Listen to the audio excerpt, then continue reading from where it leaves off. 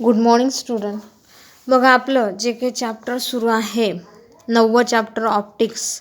तर त्याच्यामध्ये आपल्याला बघायचं आहे की याच्यामध्ये काही some natural phenomena due to sunlight आपल्याला हे बघायचं आहे.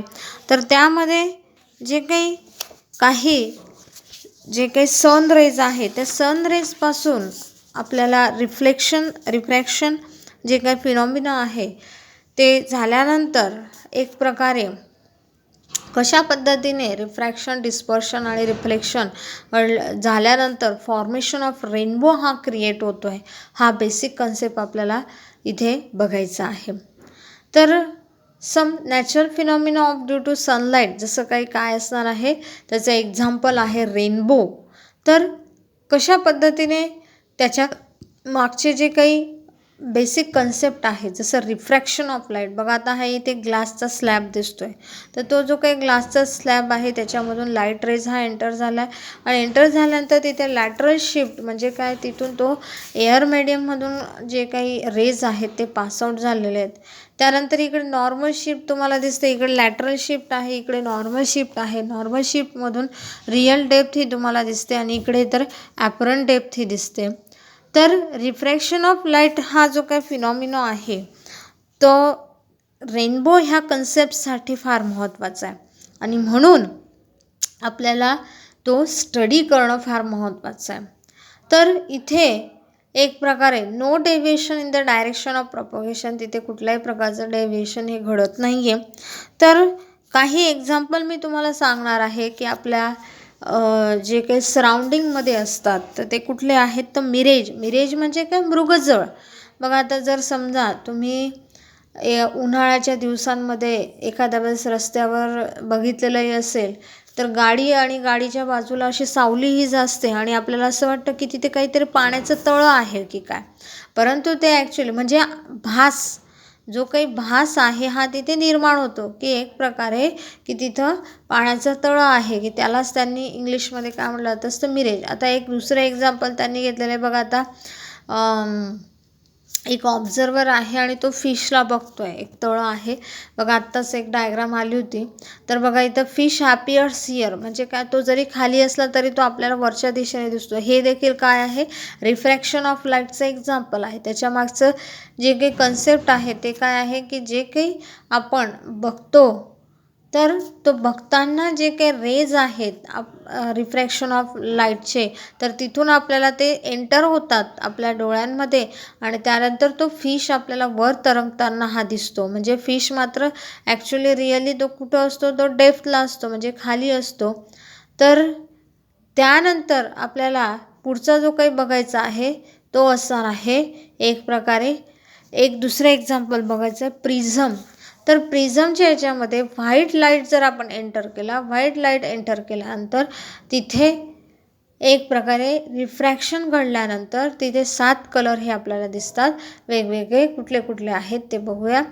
ते असणार आहे बघा ऑरेंज, बघा red, orange, yellow, green, blue, Indigo, violet हे आपल्याला तिथे कलर दिसतात. तर यांनाच त्यांनी काय म्हटलेले, व्हिगॉर म्हणजे व्ही पॉलेट वेगवेगळे आहेत त्यांचं शॉर्ट फॉर्म त्यांनी घेतलेला आहे.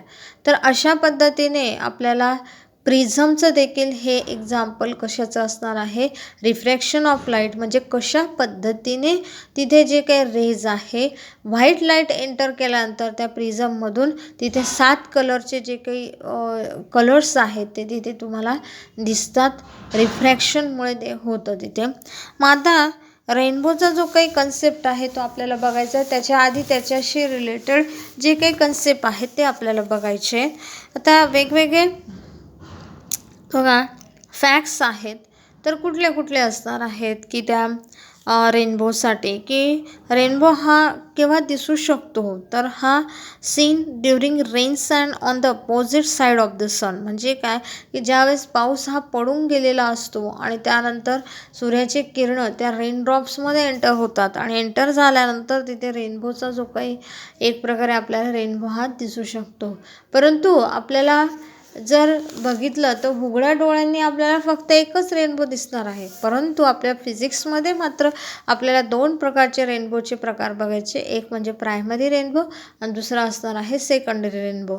मग आता प्रायमरी रेनबो नेमकं काय आहे तो आपल्याला पुढच्या याच्यामध्ये बघायचं आहे की फॉर्मेशन ऑफ प्रायमरी. बघा आता पुढच्या याच्यात येईलच ते. बघा ही डायग्राम फॉर्मेशन ऑफ रेनबो की what is mean by formation of rainbow. तर रेनबो कशा पद्धतीने तिथं हा तयार होतो आहे तो आपल्याला बघायचा आहे. तर त्याच्यासाठी काही कंडिशन असणार आहेत necessary for formation of rainbow.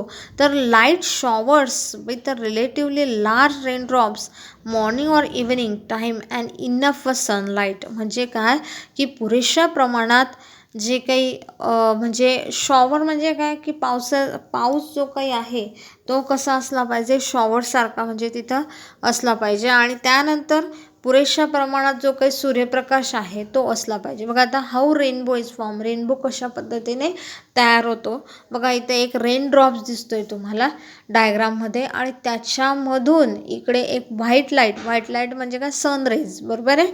सूर्याचा प्रकाश हा त्याच्यामधून जाऊ दिला आणि मग नंतर ज्या पद्धतीने प्रिझममधून जसे 7 कलर हे निघालेले आहेत त्याच पद्धतीने इथं देखील ते घडत आहे. म्हणजे त्या रेनड्रॉपमधून ते एंटर झाल्यानंतर तिथे 7 कलरचे जे काही विबगॉर आहेत जे ते वेगवेगळे कलर्स तिथे फॉर्मेशन हे घडणार आहे. त्याच्यामागचं रिझन काय आहे रिफ्रॅक्शन म्हणजे काय परावर्तन घडणे. प्रकाशाचे परावर्तन घडणे म्हणजेच काय रिफ्रॅक्शन. मग आता बघा रेड कलरची जी काही इंटेन्सिटी असणार आहे ती 656.3 नॅनोमीटर. लिस्ट बेंडिंग असणार आहे म्हणजे खूप थोडा अगदी कमी प्रमाणात बेंडिंग म्हणजे काय वाकणे. आणि नंतर खालचा जो काही कलर असणार आहे तो व्हायोलेट 396.9 नॅनोमिलीमीटर असणार आहे. आणि IC म्हणजे तिथे क्रिटिकल अँगल देखील तयार होणार आहे तो असणार आहे 48 डिग्री. तर इथे 3 टप्प्यामध्ये तो जो काही रेनबोचं फॉर्मेशन करणार आहे रिफ्लेक्शन आणि रिफ्रॅक्टेड. तर अशा पद्धतीने तिथं रेनबोचं फॉर्मेशन हे घडणार आहे. तर आपल्याला आता पुढेचा जो काही कन्सेप्ट बघायचा आहे तो असणार आहे एक प्रकारे की प्रायमरी रेनबो आणि सेकंडरी रेनबो कशा पद्धतीने तिथं फॉर्मेशन घडते. बघा डायग्राम आता येईलच. तर त्याच्यामध्ये तुम्हाला तर ह्या कन्सेप्टमध्ये अजून एक असणार आहे तो म्हणजे टोटल इंटरनल रिफ्लेक्शन. तर ज्यावेळेस रेनबो हे क्रिएट होतात तर त्यावेळेस तिथे तुम्हाला टोटल इंटरनल रिफ्लेक्शनचं देखील महत्त्वाचं आहे. आता एक एक्झाम्पल त्यांनी घेतलेलं आहे. एक भांडं आहे आणि त्या व्हेसलमध्ये पाणी घेतलं आहे. पाण्यामध्ये सोप म्हणजे काय साबण हा तिथं एक प्रकारे ढवळून घेतलेला आहे मिक्स केलेला आहे आणि इकडे टॉर्च घेतले. त्या टॉर्चमधून काय घेतलेलं आहे जे काही रेज आहेत ते पासआउट जाऊ दिलेले आहेत त्या पाण्यामधून. तर त्या ठिकाणी एक प्रकारे रेज हे पास झाल्यानंतर तिथे काही रेजचं रिफ्रॅक्शन घडतं आहे काही रेज हे रिफ्लॅक्शन घडतं आहे. बघा रिफ्लेक्शन आणि रिफ्रॅक्शनमध्ये फरक आहे. रिफ्रॅक्शन म्हणजे परावर्तन रिफ्लेक्शन म्हणजे परावर्तित होणे. ओके. तर अशा पद्धतीने अपवर्तन होणे आणि परावर्तन होणे हे फार महत्त्वाचं आहे.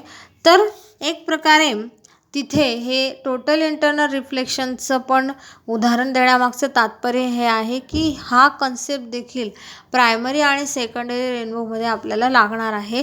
तिथे बघा रेअर मीडियम आहे आणि खाली तर डेन्सर. बघा डेन्सर मीडियम म्हणजेच काय पाण्याचं जे माध्यम असेल त्याला त्यांनी काय म्हटलेलं असतं डेन्सर मीडियम हे लक्षात ठेवायचं आहे.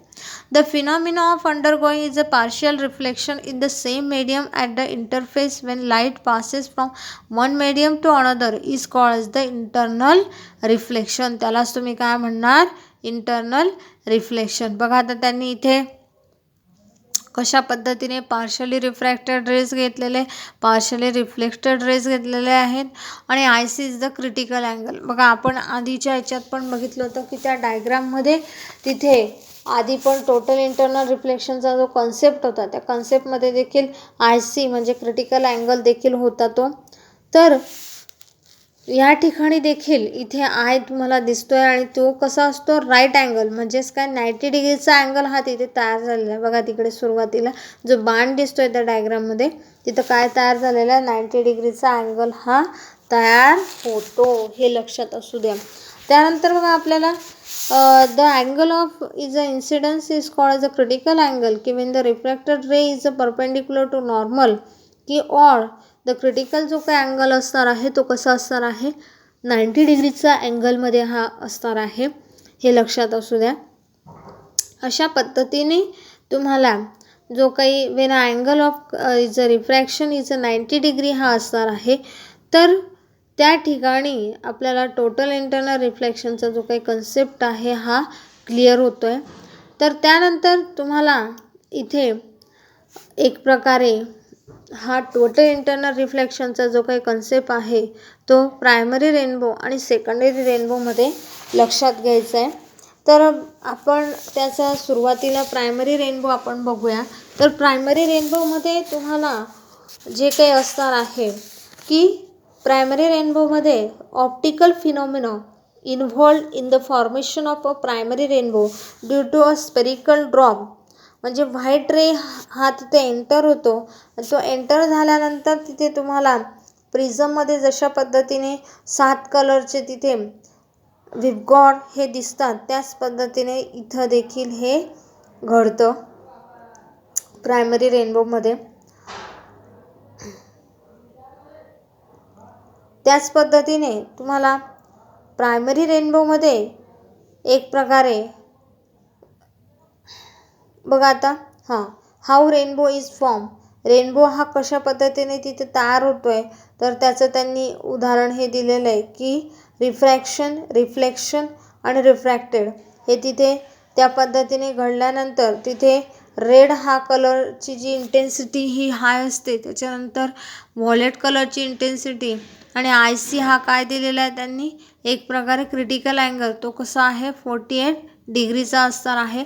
I is the critical angle आणि तो कशा पद्धतीने असतो, व्हायलेट जो काही असणार आहे तो कलर तो मोस्ट असा बेंडिंग असतो, म्हणजे मोठ्या प्रमाणात वाकलेला असतो तो. तर आपल्याला इथे एक प्रकारे फॉर्मेशन ऑफ प्रायमरी रेनबोमध्ये जी काही डायग्राम आहे तिथं काय घडतं, तर सनचे जे काही रेज आहे ते स्ट्राईक होतात from upper portion of water drop at the incident angle I, म्हणजे काय की जे काही सनचे जे रेज आहेत, सूर्यप्रकाशाचे जे किरणं आहेत त्या वॉटरचे जो काही ड्रॉप आहे त्याला काय होतात, एक प्रकारे बघा स्ट्राईक होणे म्हणजे काय, आदळणे, म्हणजे त्याच्यावर ते एक प्रकारे पडतात त्या वॉटर ड्रॉपवर आणि ॲट ॲन इन्सिडंट अँगल, म्हणजे तिथे जो काही अँगल हा तयार होतो आहे, इन्सिडंट अँगल हा तयार होतो आहे. बघा आता फॉर्मेशन ऑफ प्रायमरी रेनबो कशा पद्धतीने बघा इथे 2 ड्रॉप दिसत आहेत आणि 2 वॉटर ड्रॉपवर सनलाईट जो काही आहे तो काय झालेला असणार आहे, स्ट्राईक झालेला असणार आहे आणि 40 डिग्रीचा आणि 42 डिग्रीचा तिथे अँगल्स हा क्रिएट झालेला आहे. आणि त्यानंतर तिथे तयार झाल्यानंतर एक प्रकारे एक्स्ट्रीम असे जे काही कलर्स आहेत वेगवेगळे, म्हणजे व्हॉलेट कलर आहे, रेड कलर आहे, ते तिथे तयार झालेले तुम्हाला दिसत आहेत खूप मोठ्या प्रमाणात. तर रिफ्रॅक्टेड रेज जो काही आहेत ते बी म्हणजे for brown and violet and B for red strike the opposite inner surface of water drop and surface is a internal and this reflected rays is a finally काय होतात, एक प्रकारे emerge होतात, म्हणजे त्याच्यामध्ये समाविष्ट होतात ते. आणि तिथं जे काही मिनिमम डेव्हिएशन ऑफ रेज आहे ऑफ रेड अँड व्हॉलेट कलरचं आर इन्क्लाइंड होतात टू द ग्राउंड लेवलला. आणि मग तिथे जे काही वेगवेगळे अँगल्स आहेत 40 डिग्री आणि 42 डिग्री हे अँगल्स तिथे आपल्याला क्रिएट झालेले दिसतात. तर ह्याच्या ज्या काही नोट्स असतील ते तुम्हाला मिळतीलच, की जे मी तुम्हाला इथं अंडरस्टँड करून देते त्याच नोट्स तुम्हाला नीट व्यवस्थित राईट डाऊन तुम्हाला करायच्या आहेत. त्यानंतर बघा आता आता हा जो काही प्रायमरी रेनबो आहे हा 3 टप्प्यांमध्ये विभागला गेलेला आहे. एक म्हणजे रिफ्रॅक्शन, म्हणजे सुरुवातीला सनचे रेज आहेत त्यांचं काय घडतं आहे, रिफ्रॅक्शन घडतं आहे. नंतर रिफ्लेक्शन, परत तेच रेज यांचं काय होतं, रिफ्लेक्शन म्हणजे काय, अपवर्तन.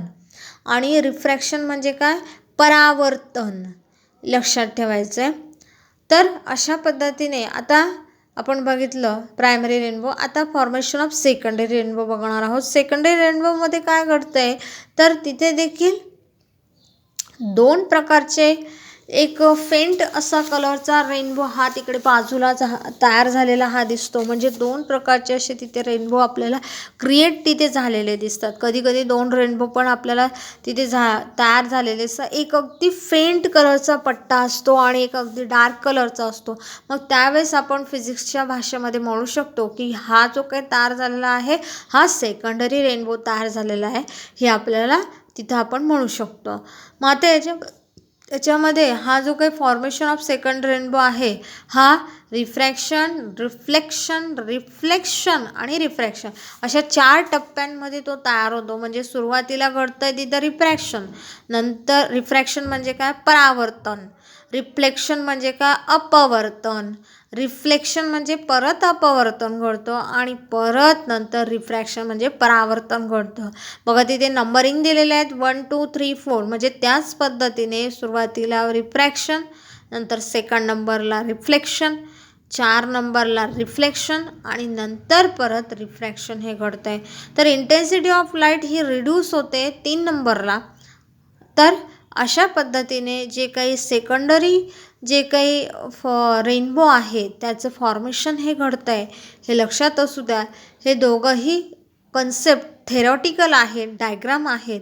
3 किंवा 4 मार्कासाठी तुम्हाला विचारलं जाऊ शकतं, सेपरेट विचारलं जाऊ शकतं. प्रायमरी रेनबो, त्याची diagram, describe a primary rainbow and also draw a diagram, आणि किंवा मग एक तर सेकंडरी रेनबोचं तशाच पद्धतीने विचारलं जाऊ शकतं. तर 3 or 4 मार्क्ससाठी हा टॉपिक महत्त्वाचा आहे. तर अशा पद्धतीने आपलं हे जे काही चॅप्टर आहे हे आपण इथे संपवतो आहे. कारण पुढचे जेवढे पण टॉपिक आहे तुम्ही बघू शकताय, मी रिड्यूस सिलेबसची PDF फाईल तुम्हाला दिली. पुढचे टॉपिक हे जे काही आहेत ते रिड्यूस करण्यात आलेले. हा देखील टॉपिक रिड्यूस केला आहे, परंतु मी मात्र हा टॉपिक इंटरेस्टिंग असल्यामुळे तुम्हाला समजायला चांगला आहे त्यासाठी मी घेत आहे. आपण हा बदल करू शकतो आपल्या लेवलला.